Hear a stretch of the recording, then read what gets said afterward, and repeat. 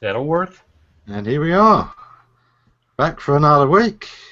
Hello world indeed, William Rock. And, well, here we go for a second show, as you can see. So far, we haven't kicked off the echo machine, and we're not doing the time warp this week. No time traveling this week. Okay. Cool.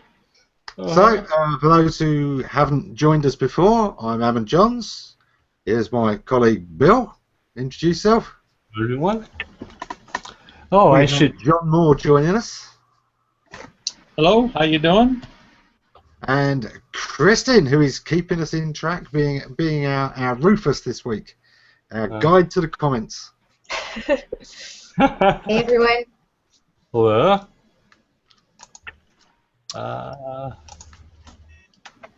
We haven't had Lee join us yet, Lee Rickler. I know he was saying he might. I don't know who else will be dropping in. Obviously, in a little while we'll be dropping a link anyway to bring more people in. But for the moment, you've got us chewing the fat, talking old times, new times, and exploring what's on our minds this week, which could be very dangerous. You never know. So, Bill, Yes. you're digging into patents for a change. I never do that. Wait. I do that all the time. Yeah. No, I decided I'm going to start reading everything ever written by one of Google's engineers. He's been around for 20 years or so. Started at IBM, now works at Google, and I want to get a better idea of how he thinks. Cool. And how to translate his usage of words from everybody else's. Right. He's the one who came up with rich snippets. He's the one who came up with Google custom search engine. He's come up with other things, and I'm looking for some of those other things. So Rich Snippets still sounds to me like a cartoon character. It Hey is. kids, meet Rich Snippets and his friends. Oh no. So John, have you ever delved much into the papers and patents, or do you prefer to leave it to people like Bill to dig in and dig out those nuggets for you? Yeah, I like to read Bill's stuff. I find it very interesting. I wish I had more time to do that. It's very interesting to see where things come from and to get a handle on some of the ideas that are coming out of Google. So yeah, I follow Bill quite closely. I keep an eye on you. I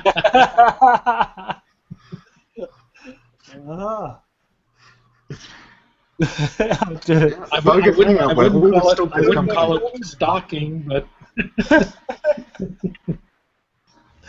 Yeah, You've got a comment there. I love looking through those things, the patents, the papers, whatever. I'm too curious for my own good. no, it's sounds like fun. Wish there were more hours in the day. I love looking at the things that they have to look at and putting that into the bigger picture of things I've learned they have to look at elsewhere.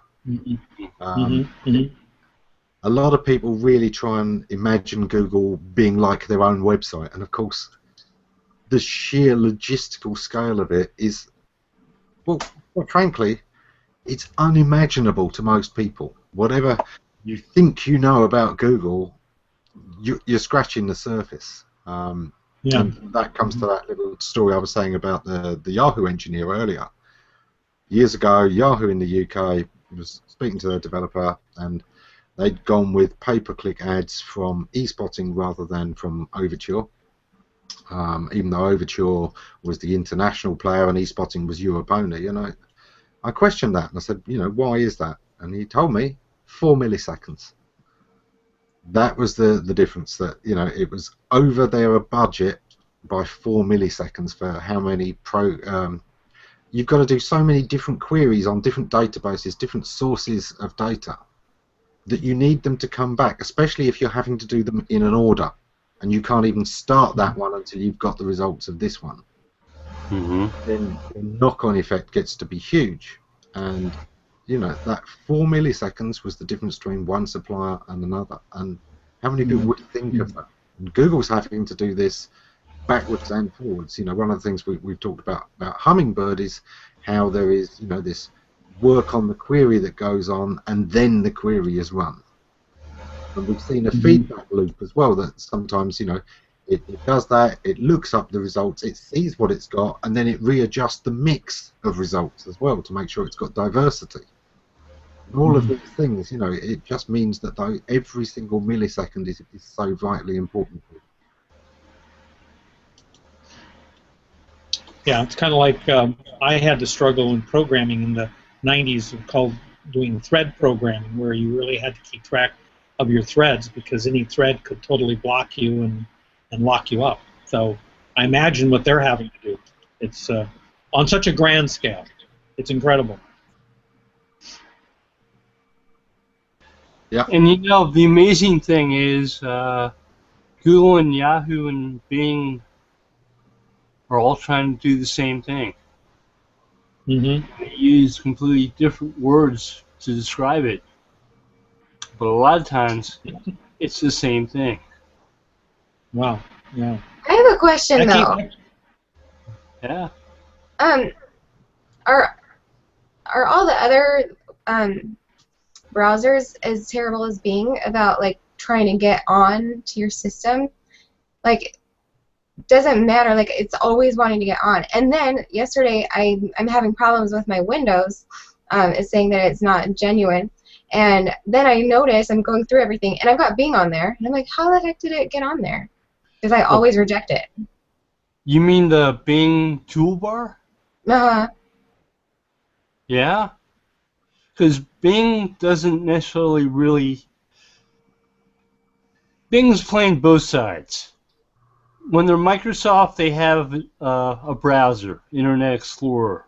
When they're Bing, they don't. They have a toolbar and a search engine. Oh, it was actually part of the Microsoft. Right. Yeah. So it's like when Sony, which makes records, does stuff with bands and musicians. They also make DVD players and CD players and so on. So a couple years ago, Sony sued Sony because Sony was making hardware that recorded Sony music. So they sort of had to sue themselves.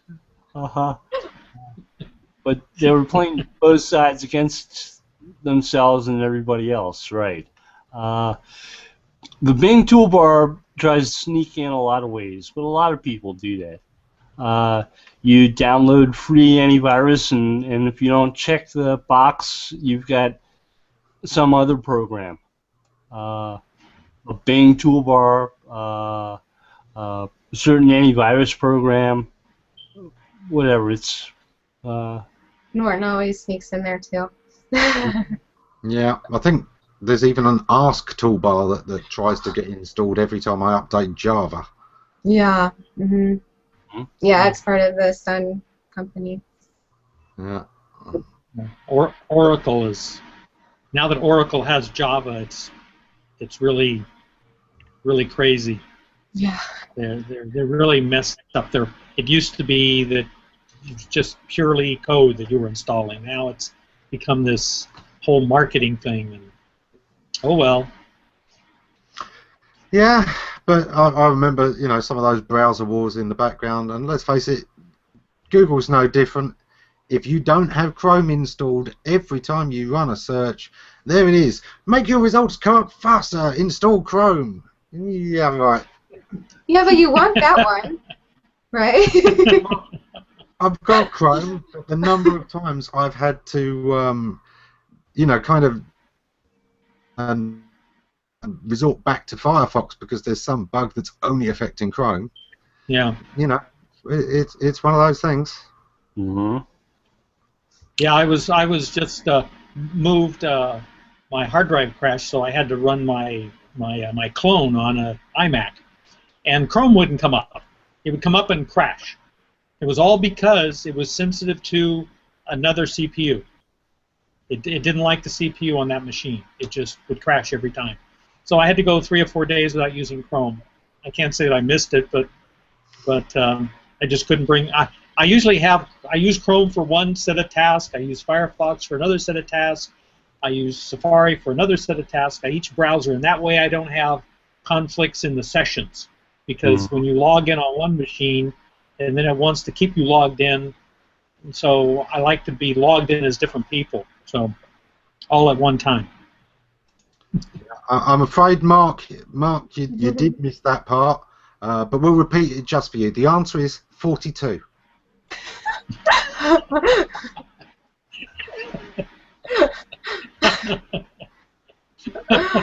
I'm just not going to finish the comment I was putting in the stream.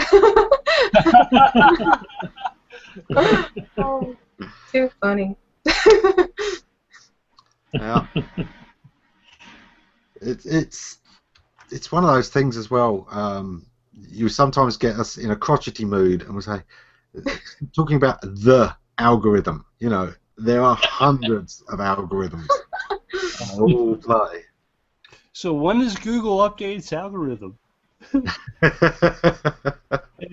Can you send me a copy of that patent that deals with relevance? Yeah. And when is it going to roll out to me? Yeah. Mm-hmm. Let me just quickly call. What's that?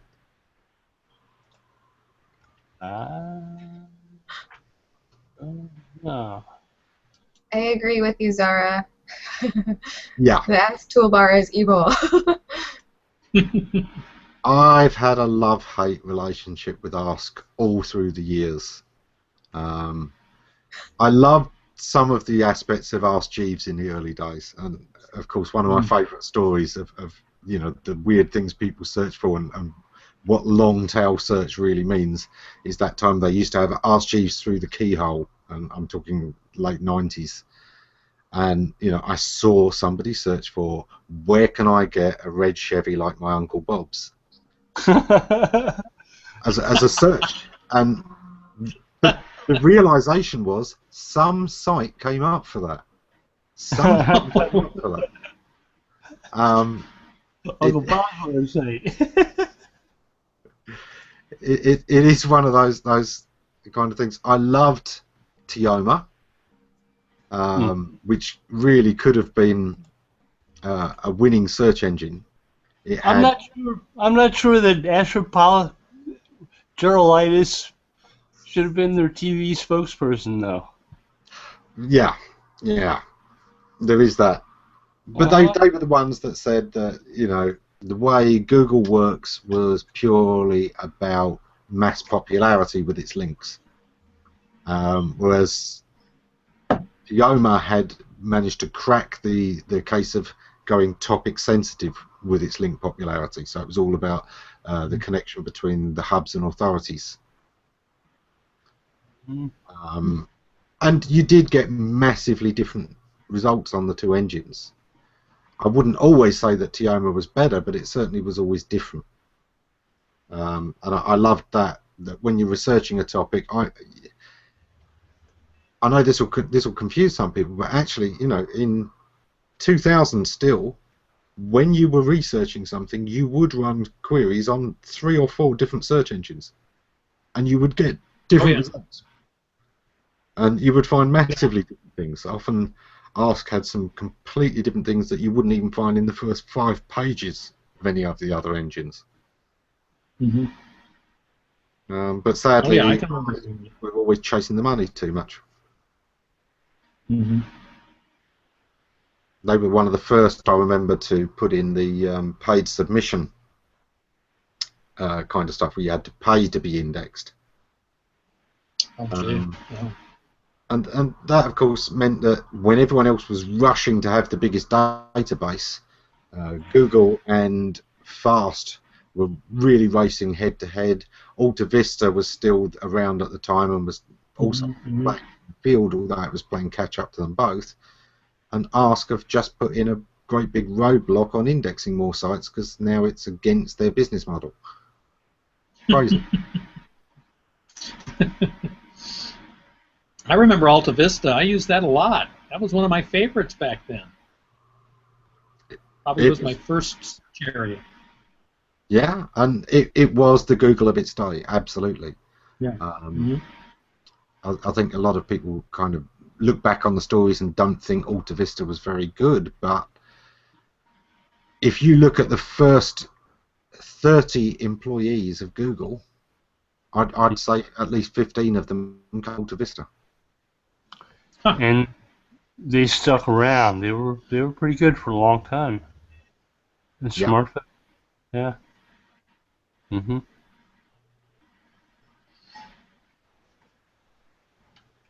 Read a Yahoo patent not too long ago, and Andrea Broder, who was at Alta Vista, was one of the people who wrote on it. A lot of knowledge there.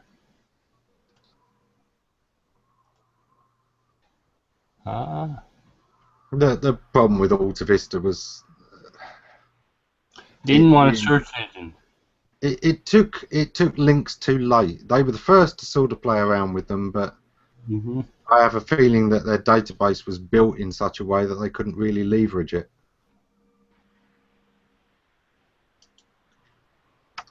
Which was a shame.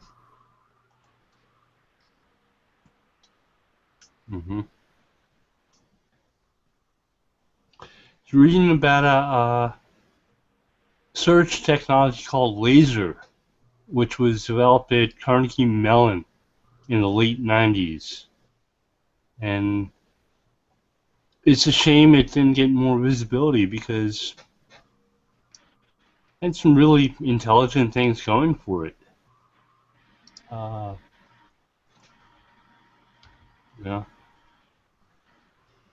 Yeah, there's always some interesting other ideas out there. You know, every time Google do research, they eventually choose a path, but there's always diverging paths. There are always more than one way to go. I love that, you know, somewhere there is an alternate universe where Google is a completely different engine and still very, very good in a whole different way. Still named Backrub. Yeah. The original name. They often have multiple approaches going on simultaneously too at Google. For instance, a lot of it involves searching web pages, but a lot of it involves searching data across multiple web pages. So we have like the knowledge panel, and we have other things that some webmasters aren't really too fond of, that tell us things like that Abraham Lincoln was 6'4", which I don't see how it threatens people's business models for Google to tell us that. Oh, John Mueller's throwing us out the question there. Oh yeah, I saw that. So is he said, so how will search change when it's on your smartwatch? Yeah, it would have to be largely completely verbal. I can't see typing on your smartwatch, so really that, yeah. Yeah. But then how does it display a result? You need heads-up display then. We're almost certain to get less and less results. Even if it's going through glass or if it's speaking it aloud to you, hey Mark, then Wait. Wearable devices are still going to mean you're only getting 3 answers or 5 answers a lot of the time, and then it's expecting you to ask again to refine your question. Yeah, yeah. So you get a Interactive. conversation going then. You actually talk to your watch. I'm talking to my watch. No, I don't like that answer. Give me another one. Yeah, over here we got a comedian, Dom Jolly, who did this famous sketch repeatedly, walking around with this giant mobile phone. Hello, I'm on the train. We're gonna get that with watches. So what do you think about that? I mean, culturally, sociologically, will people be able to make that? I still feel very subconscious about talking to my phone. I only do it when I'm alone in a room like this and I'm lonely late at night. But my wife travels a lot. I'm sorry, guys. But what do you think? I mean, will people get used to that? We do have people now walking down the streets talking to Bluetooth phones in their ear, looking like they're crazy. Will people get over that? No, people won't. I still have my Bluetooth in my ear. One of those crazy people. Yeah. That 10 other I forgot to take it off. Security guard starts talking to himself. Yeah. And we all thought he lost it. He was just talking to his wife, but he's not there. Yeah, it's actually kind of unsafe to like the rest of society, because how do you teach your children who are the crazy people and who aren't now?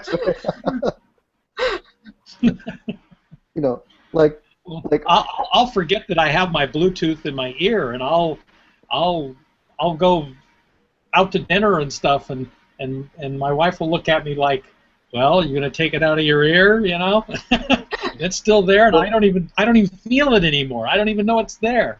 Well, now I am talking to my second Thunderstruck Coffee Porter of the evening, but it talks back, so I don't think that's crazy. Denver just made a good comment about Sixth Sense, and I must admit I've also seen quite a few sort of bracelets and watches where it projects by laser straight onto your arm, so your whole arm can become a display. Mm-hmm. Oh, cool. Yeah. And these little projector lasers are getting so much smaller and so much more crisp and clear that actually a display can be anywhere that we want it to be almost. Yeah, that would be cool. We still haven't got a hologram, but inches. any wall, any table, or your own skin can survive as a reference for display. Do any of you guys know if there's any technology out there yet to be able to project an image into thin air, as it were? Like just place an image without having any lens in between that's kind of faking the image being out there. No. Not yet.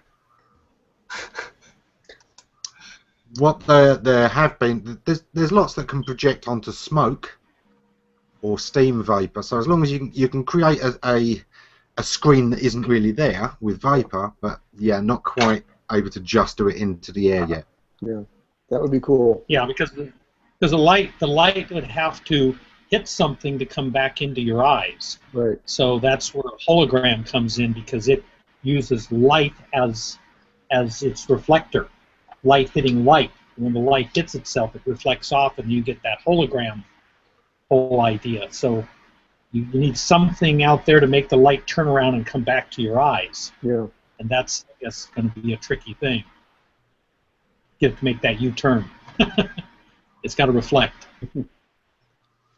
William Rock's pointing out about wearable tech. He says he's looking forward to the Nexus watch. He's going to be using it for a medical thing as he's got a disability. He's building an app that will detect if he falls and checks his heart rate, and then ask him if he's okay, and if he doesn't respond, it texts his wife and says. Did you see the thing that was posted today about the new Google X project? They're working on nanotechnology where you would take, and they expect like within 10 years that we'll be wearing these devices. You take a pill one time, and I don't understand it from there, but it somehow activates nano things inside you that become transmitters within your body, and you wear a device, and it can alert ahead of time to possible illnesses, cancer, things like that. Mm-hmm. Neat. Yeah, I was reading about they're coming up with a circuitry now that they can actually put on your heart. It's a flexible circuitry that they can come in and they don't have to cut a very big hole. They can just slide it in and unfold it on your heart, and it's a wearable electronics that can then monitor your heart because it's this little flexible sheet that embeds onto your tissue. They've got this fantastic device that actually requires no surgery at all. It's called a stethoscope, and you just put it on your chest. No fooling. We do sometimes get overexcited. Where's the fun in that? No battery? Wait. Yeah. Does the 128 megabyte version cost extra? Is that going to be a lot more?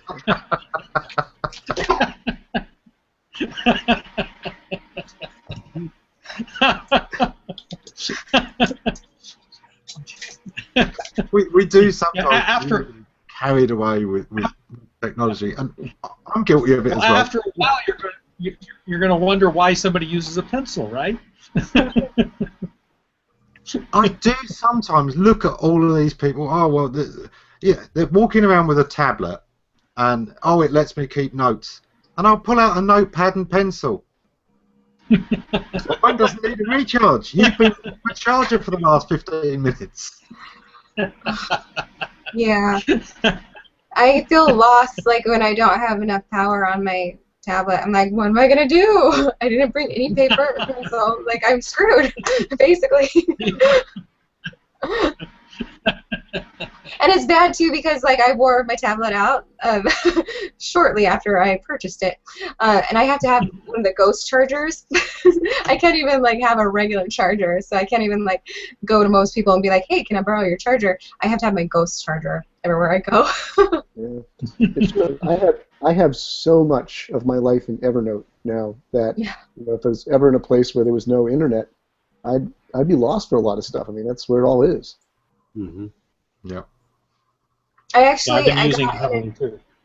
I got when I was in school, I had to get special permission to retake my test because I got locked. One of my kids locked me out of my Evernote, and I have premium, so like I have the premium support, which rocks, but still like they have hours, so I had to wait. Yeah, Ammon and John, we remember that, right? When we were kids in school, getting locked out of our Evernote, it was terrible. It was just. But yeah, in our day, Kristin, the biggest problem was getting our locker stuck. Same thing. Yeah, I remember the days when your food arrived and you appreciated it without having to take pictures, tweet it, put it on Instagram.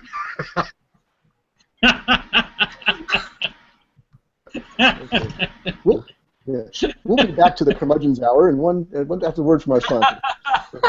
I remember my mum telling me, if I didn't finish my dinner, there's starving children in the world. Now I feel like we're all rubbing their noses in it. Seriously. You can eat the food. Yes, all the food I've got. Some of you are hungry, some of you are poor. Look what I've got. What am I doing? Go ahead. This is go ahead. why we cannot let the poor have Instagram. Well, and that's the funny thing is that there are more associations, I think, nowadays that are like trying to get tech into these third world countries than there are people that actually care if they have food or blankets. Yeah, I had a friend who went to Haiti, and his wife went to a school function. She's also a teacher, like Marilyn was, and he was remarking that they'd be going. Haiti is like pretty much barren dirt. It's really, really badly impacted environmentally, and you'd be in this abject poverty, and nearly everyone had a cell phone. Nearly everyone. They didn't have a place. I won't say what I was just about to say. They don't have much of anything, and they've got a cell phone, you know, and they've got all the latest technology. It's incredible that we've just leaped over from that poverty to this technology that everybody has to have regardless of their circumstances. Mm-hmm.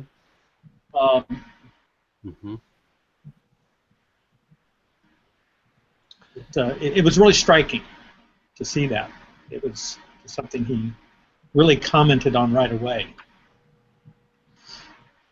Yeah, I saw this comment earlier, and I thought that adds a whole new context to the internet's gone down, doesn't it?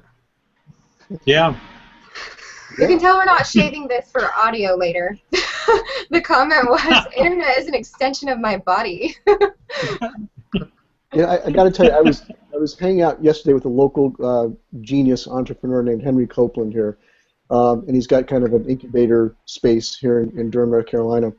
And he was showing me around and pointing to one office and said, "This guy has made a boatload of money off of one app. He's doing other things now. And what this app does is you push a button and it turns off your internet for 8 hours.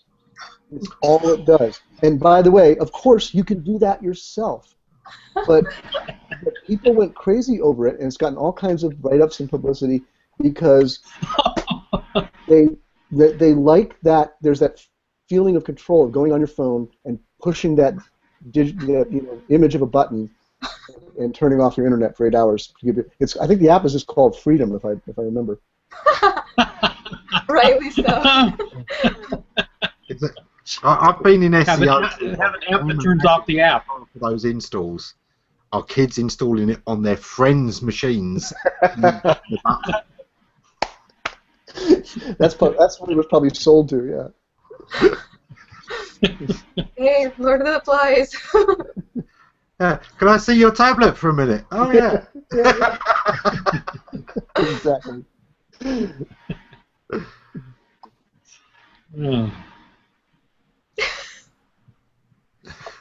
Does anyone have any notes to go from?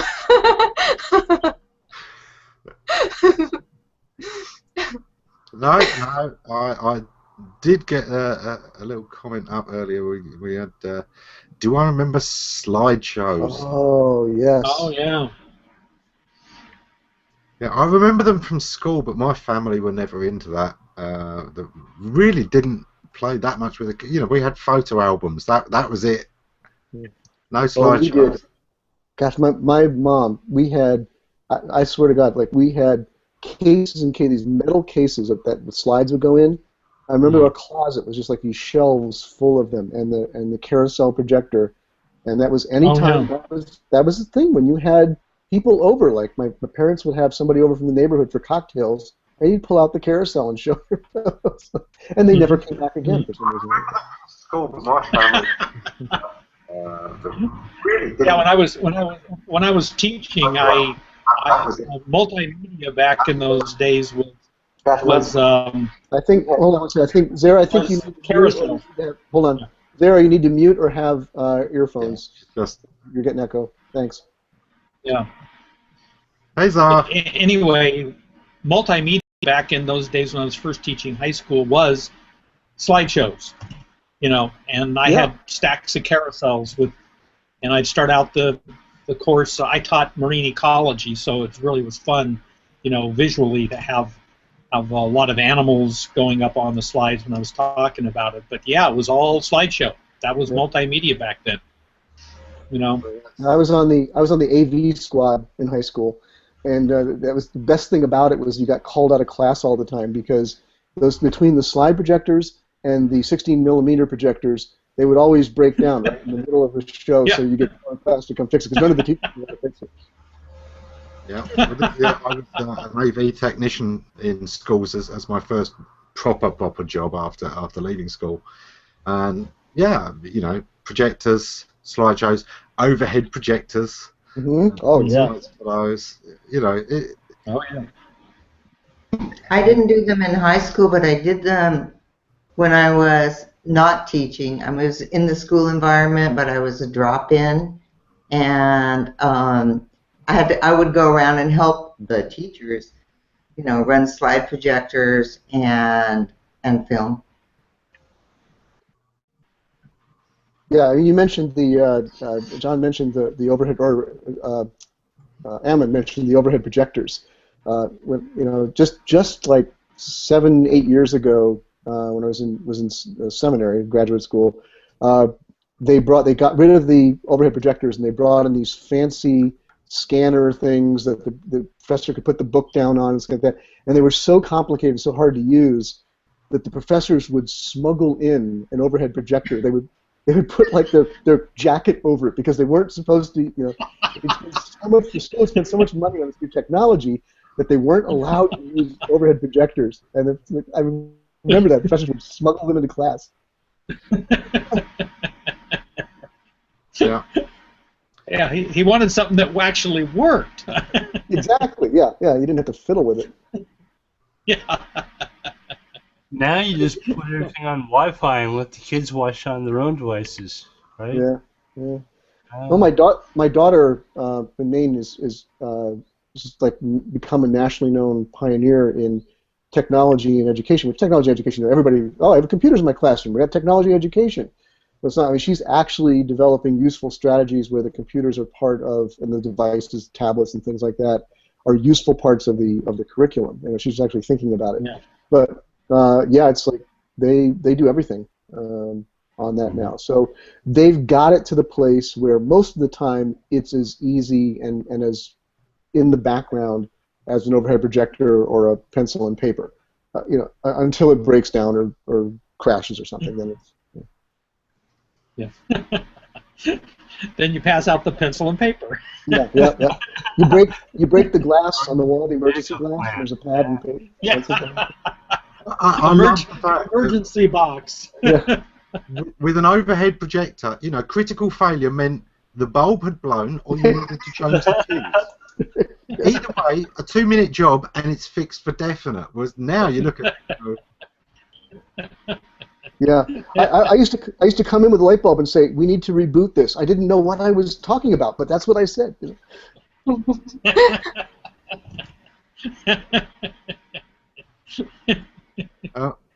Jim's asking for a site review now.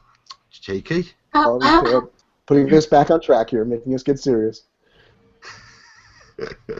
Wants us to have a look at Taco Bell. Why? I heard about this today. Yeah. Ah, I see. Yeah, what they've done is they've taken away their website. Let me do a quick screen share here. So that, Danny Sullivan shared something about an hour ago about somebody found the hidden, like they supposedly they've gone dark on social, but they really have a hidden Twitter account or something. It's a whole. Apparently. They're now there as the dog or something. There we go. The new way to Taco Bell isn't on the internet, it's only in the app. So basically you've got the Apple Store and the Google Play, and that's it. No website. Wow. How interesting. Yeah. Brilliant publicity stunt. Brilliant publicity stunt. Yeah. Well, they want it in your hand, because then you're not going to go to the store while you're sitting on your desktop and whatnot. They want you. I'll bet they want you mobile. I'll bet they get very little useful traffic to their website. I mean, who's going to go to a Taco Bell website, right? Yeah. Why? For what? Yeah. If you haven't heard of them, you're not gonna be interested anyway, kind of thing. And even if I can understand that. Yeah, even if you have, something. What's the only thing you might want to know is like, if you happen to like Taco Bells, where's the nearest one, and do they have the new horrible thing that I saw in their advertisement. And that's what it's called. It's called the new horrible thing from Taco Bell. So it makes sense that you would go to an app to find that out. Mm-hmm.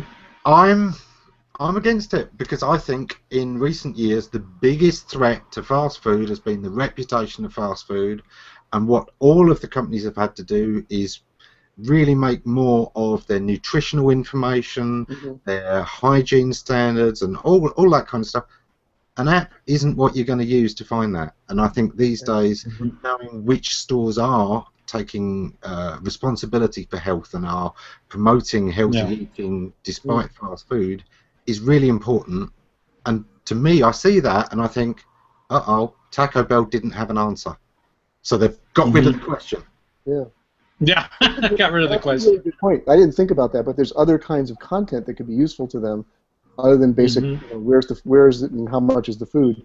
The content like that's public relations content, brand image. I just was reading about how McDonald's apparently pulled off some brilliant campaigns in Canada to turn around public sentiment on the kind of meat that they serve, and then they did video shows interviewing family farmers who raise their cattle and et cetera, and it actually did turn around public opinion. Yeah.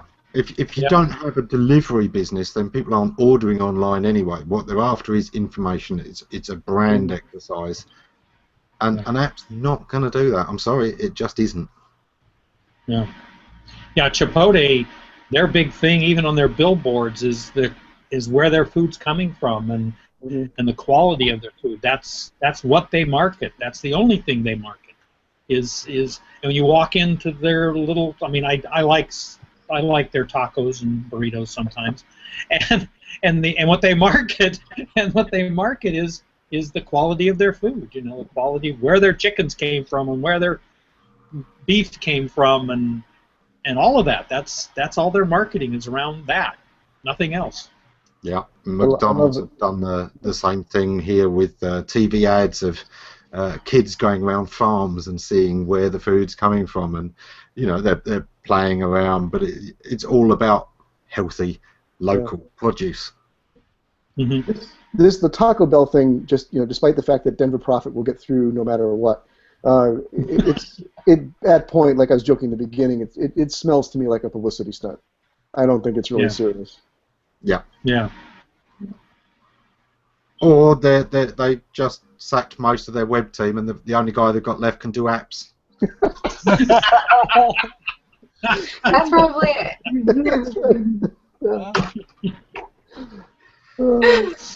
So there you are, John.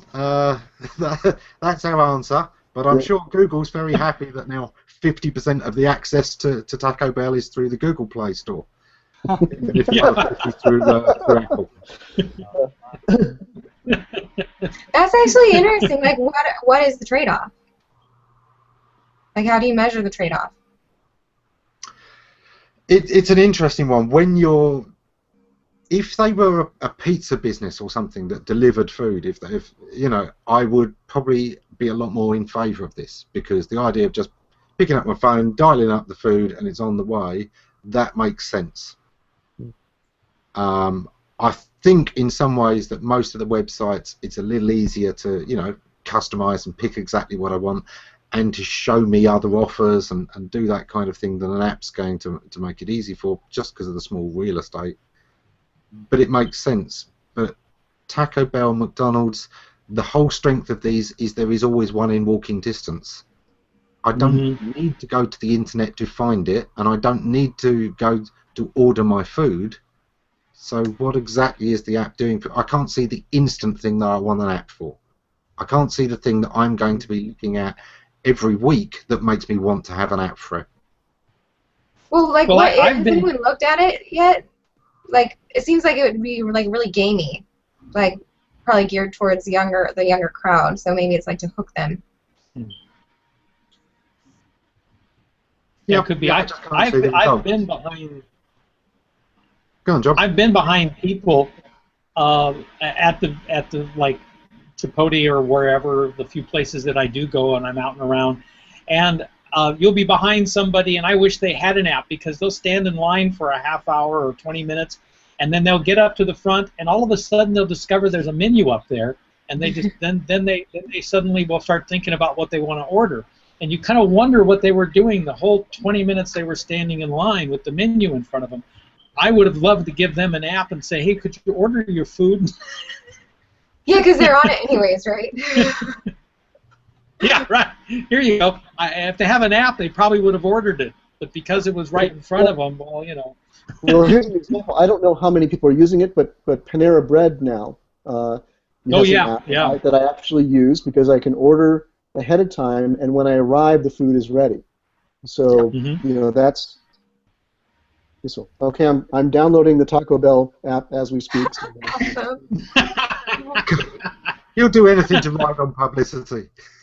All right, you can have it on there when we'll get it on tablet. How are you, Zara? How's it going? I might be getting the wrong one because Ammon insists that it's Taco Bell, and I'm downloading Taco Bell, so I'm not sure if It depends on where your Spanish is from, Mexico or España. Okay, we're having the opening now. Okay, I'm giving away all of my life secrets to Taco Bell this moment to let it open. Yes, Taco Bell. You can have the middle names of my children.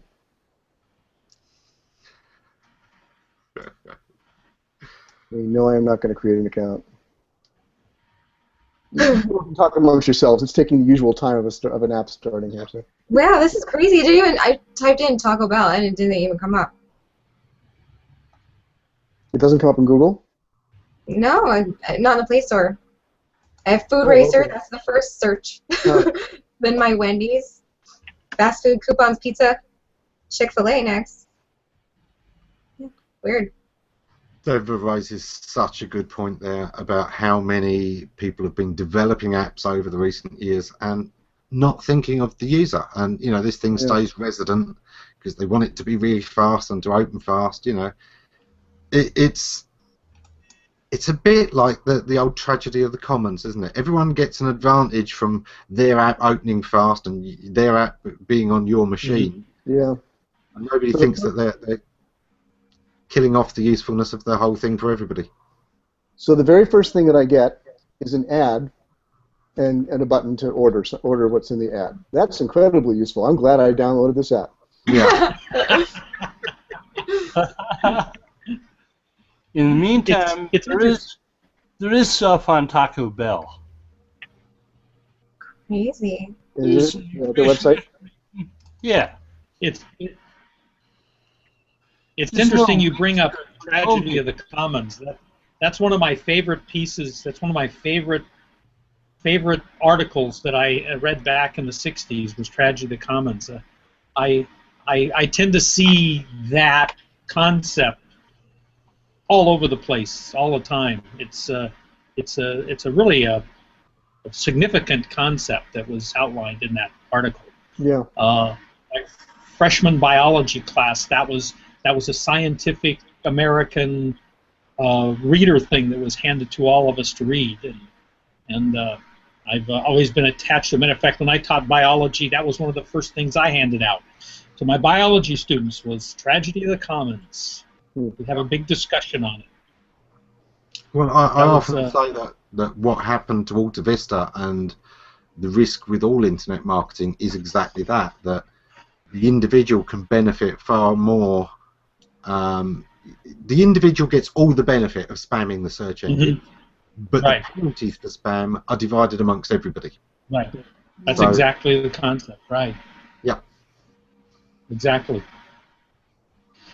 We see it under every rock. Yeah, yeah. William, have a quick look under you. Yeah. William Rock, yeah. Yeah. This is another big one, of course, because my kids, they love using the tablet that their mother's got. They like using their phones, and we have to clean these things up regularly now. And they can't quite understand. Well, it's my phone. You know, I can download what I want. Yeah, if you want to be on my network, no, you can't.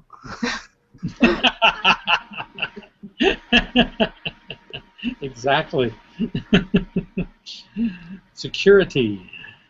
So I think John Mueller's in our audience. Do I get to ask him a question? Yeah. All right. He's not going to answer it, I don't think. No, he'll run away. So this fluctuation on the 24th of this month, panda or penguin? I'm asking for a friend. Actually, I literally am asking for a friend. Yeah, maybe they should have a little penguin app. Yeah. Penguins march across your cell phone when the update happens. There you go. Now that's a useful app. Yes. And by the way, Save a lot of posting. Yeah, the Taco Bell app, just to end the mystery, I've already deleted it. Entirely all it is a menu and the ability to place an order through your local Taco Bell. And it keeps track of your most ordered items. That's about the extent of the utility. And it's not compatible with tablets. Does it know which one is your local one? Say you're on one side of town or the other? That would have been interesting to check. I should have checked that before I deleted it, but it was always. You would almost think that the first thing when you fire up that app, it will show you the map to the closest Taco Bell from wherever you are. There you go. Yeah, that would be kind of useful, right? Instead of an ad, but I had to delete it, Sarah, because it was already unfriending half of my Facebook friends. So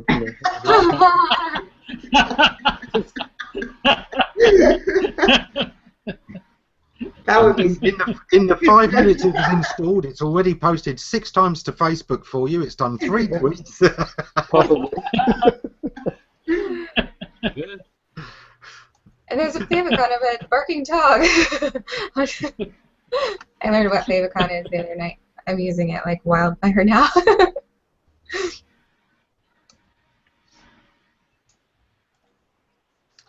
Lee is upset there. He's only just got the Taco Bell app. I'm sure that's what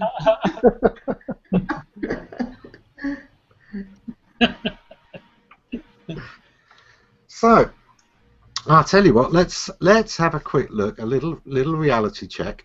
Now, Zara, I kind of know what you've been up to this week, but I'd still love to hear what you're up to in the UK. But let's hear about what's been going on in each person's week before we finish this hangout. So Zara, kick us off.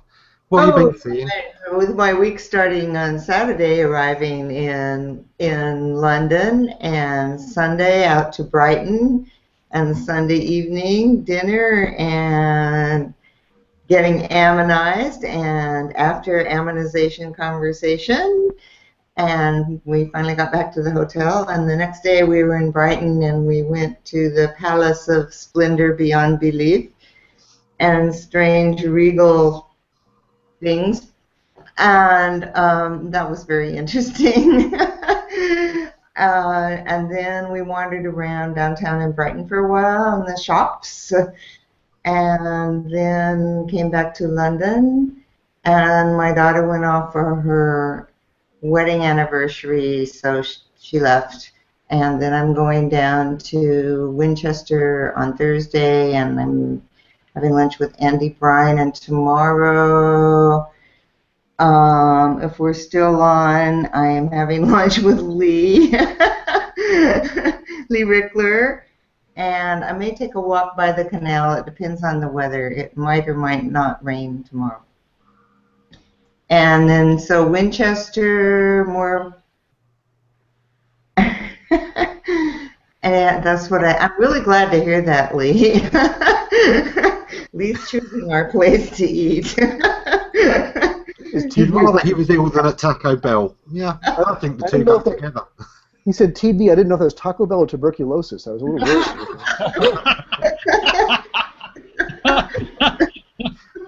There's a difference? Only There's hard a to big tell. chain here in the UK. There really isn't. There's not many Taco Bells. Huh. Yeah.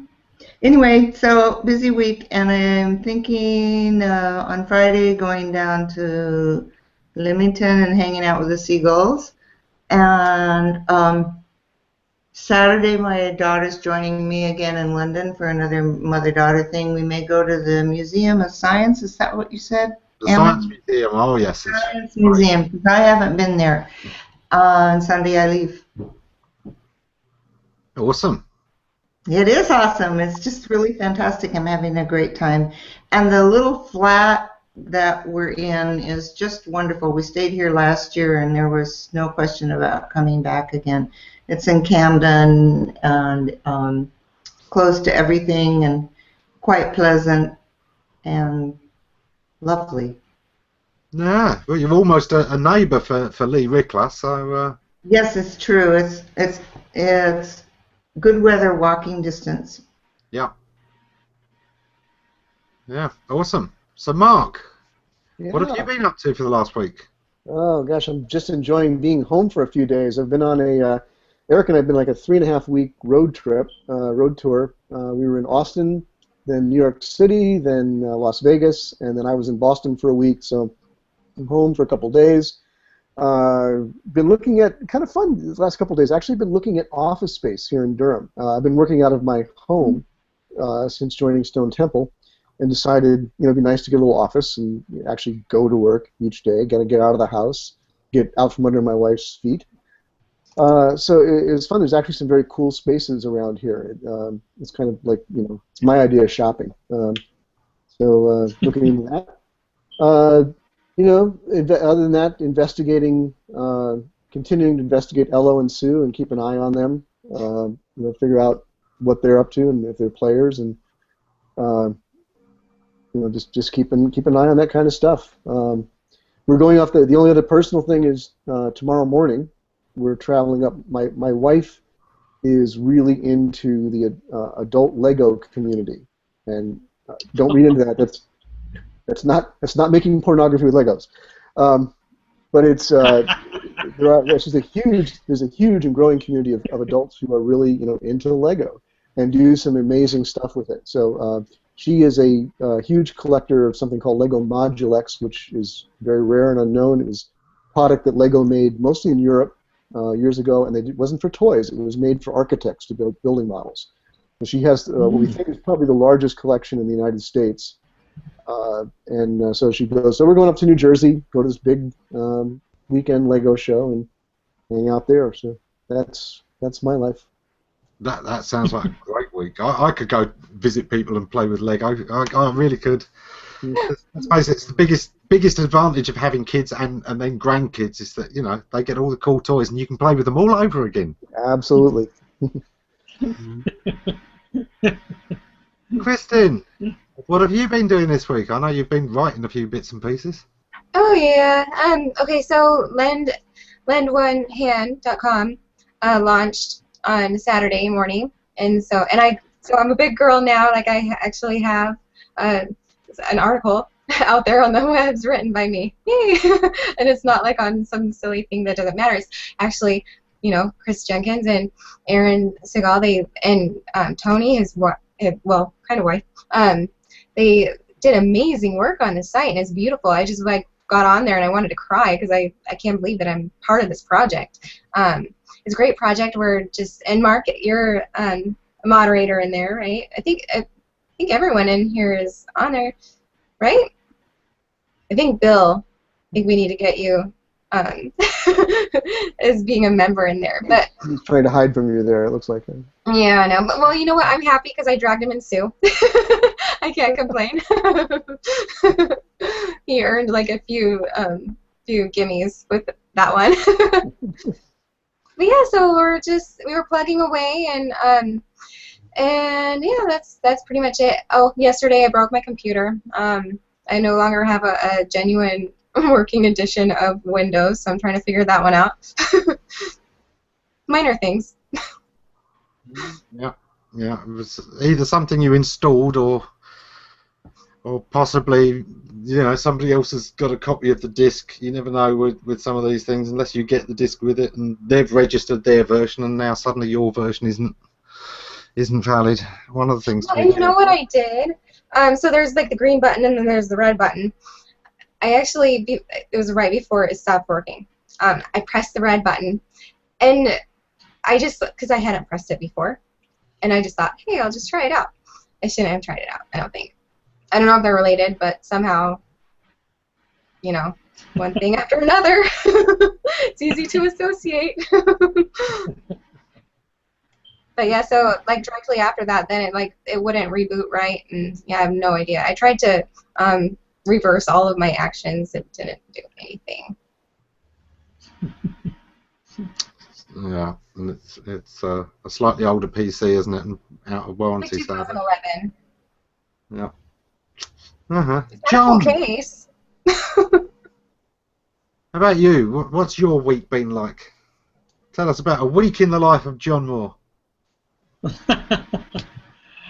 Well, Saturday I painted the wood-burning stove. I built this paint tent around it because, see, wood-burning stoves, you don't pick them up and carry them outside, not the airtight ones. They're huge monster things. And so if you want to paint them, you have to paint them in place. So you can imagine in the middle of the living room this big kind of tent thing. And matter of fact, Marilyn has a picture she should post of me in my hazmat outfit, going to go into the tent to paint this stove. I had the mask on and the mouth thing and the total white garb, and I looked like I was hazmat prepared to paint the stove. And this morning we painted the wall behind the stove because we had drywall done earlier. And also this morning I got the chipper out and chipped a whole bunch of branches and stuff to make mulch for our farm and stuff. So that's what I did this morning. Yesterday afternoon I programmed all day until 8 o'clock at night and working on a client's app. And matter of fact, after here, I'll get right back to my programming. That's what I do in the afternoons. I program on into the night. And next weekend, our whole family is going to Big Bear to have a big family Big Bear at the cabin. We do every year about this time. We get my daughter's son, my daughter's husband, and we all go to Big Bear, which is up in the mountains here locally, and we spend the weekend together, hiking around and having big family dinners, and breakfasts, and lunches. Excellent. And so we're looking forward to that. That's going to be fun. You have to be careful how you promote that, because the Big Bear weekend sounds like a nudist camp. Exactly. Well, it does have a spa too, which is one of my favorite things. I have my own spa out here that I visit twice a day, whether I need it or not. Queen Elizabeth. Bill, how's your week been, apart from wrestling with patents? So far, so fun.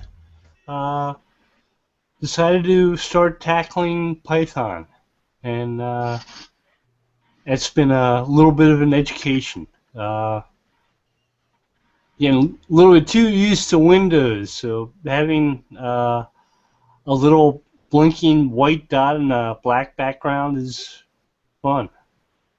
You don't find it too constrictive as a programming language? I figure I'll be doing more than what I'm doing now. Right now, I'm just trying to remember how to use a command prompt, and it's challenging enough. But a couple books that focus on things like natural language processing that I'll be getting into with it. I think I figured out something. I think that my Windows broke so that you can teach me Python along the way. That might be it. You'll never get rid of me, Bill. Yeah, Aaron has not quite got used to me yet.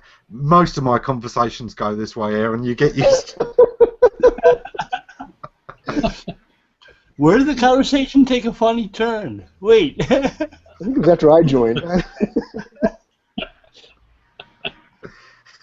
Well, we're past the hour, so we really have to call this over. But it's been a great week. Thank you all so much for coming in. I know I've got to learn more about each of you again, sometimes it's nice to take a break from the really work-focused talk and just, you know, see how those minds apply to other things. So thank you all for joining, and thanks to everyone for tuning in, and we'll see you again soon. I think next week, though, is the assistant chat, isn't it?